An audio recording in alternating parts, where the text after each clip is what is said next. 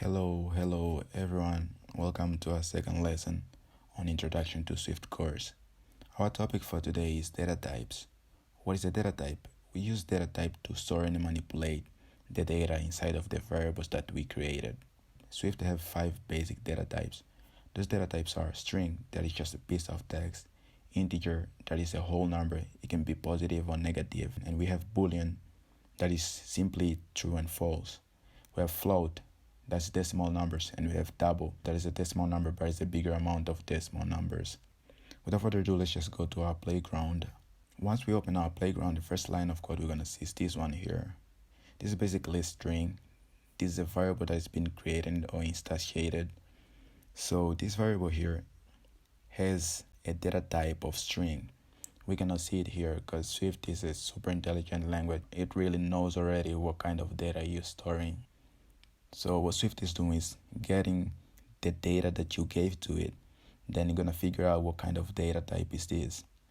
As I said earlier, a string is a piece of text. Automatically, Swift is interpreting this whole data or content as a string. If I change it to a string, the compiler will give me no error because this is the full form of it. When you create a variable and the variable has their specific data type, you're going to assign that variable with a different data type, just like this string here variable, and assign a number to here and assign a number to this. We're going to assign a number to this because this is a string. It's expecting us to give a string or piece of text instead of a number. So that's why the compiler is yelling at us. Basically, that's it for string. Super easy. Let's jump straight to integer.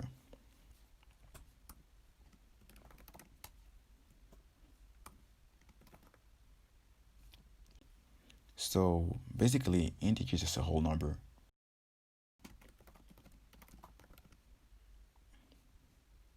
Positive or negative.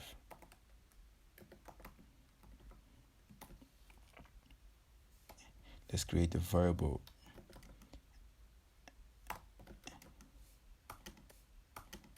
and give it a value. So the variable year is 2020. Basically, the compiler is expecting us to return a number or an integer data type. We cannot assign a piece of text to a variable that is expecting a number. That's why the compiler is giving us error. But we can update this with a number, and the compiler will give us no error. Automatically, we'll print in here. Next up is boolean.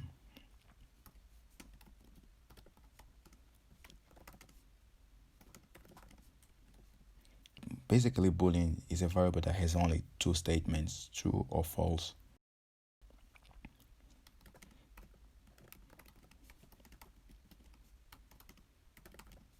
As I said earlier, we cannot give a different data type to a variable that we create earlier unless we converted it. If you want to change the state of this variable, we're just gonna do isActive equal to true. You're gonna change automatically. But we cannot assign here a number because the variable is expecting to receive a true or false statement. Now let's jump to float. Float is just a decimal number. Decimal numbers.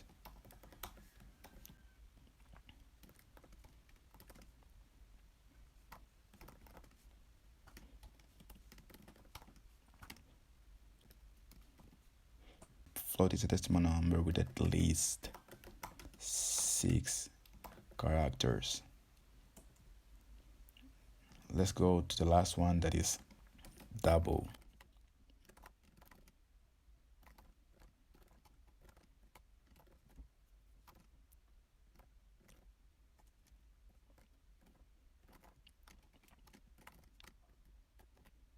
Double is just the same thing as a float, but give you extra space, extra numbers.